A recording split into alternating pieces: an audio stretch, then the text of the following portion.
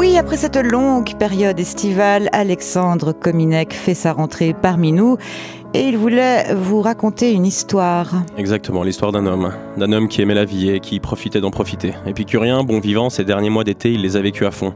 À tel point qu'il a pris de l'embonpoint, qu'il est devenu boursouflé, gras et dégueulasse.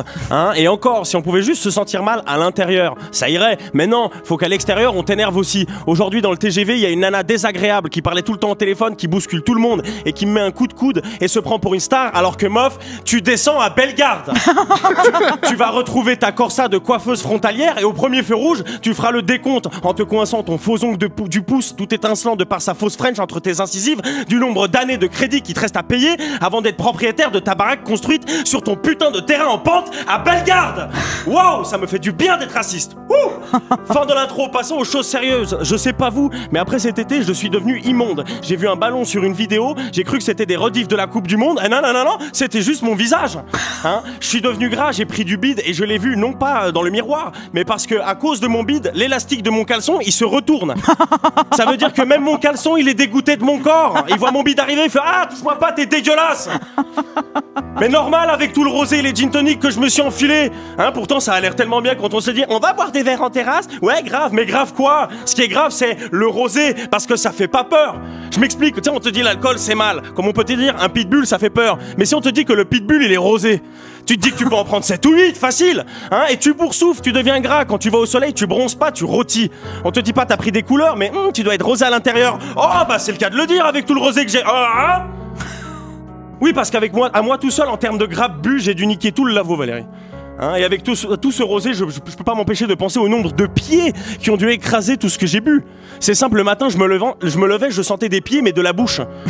En soirée, on n'arrêtait pas de me dire « Mec, t'as de la coke sur les lèvres », alors qu'en vrai, c'était du talc pour éviter d'avoir une haleine de mocassin. T'as un bouton de fièvre, petit joueur, j'ai eu des mycoses sur la bouche et tout ça à cause du rosé.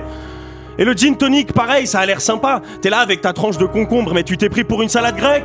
La seule chose que t'as de grec, c'est la crise de foie qui va t'arriver. Ouais, mais je savais pas. Eh bien, Calimero. Te voilà seul et gras, et personne va danser le sirtaki avec toi et ta tête de souvlaki. L'alcool et les bouffes, on fait tout pour être beau avant l'été et pour être dégueu à la fin. Tout, à tel point qu'à la fin de cet été, j'ai une copine qui m'a dit « Tu sais Alex, avec ces chaleurs, c'est tellement galère de transpirer sous les seins. » J'ai dit « Bah ouais, je connais. » À cause de tout ça, maintenant, je fais attention.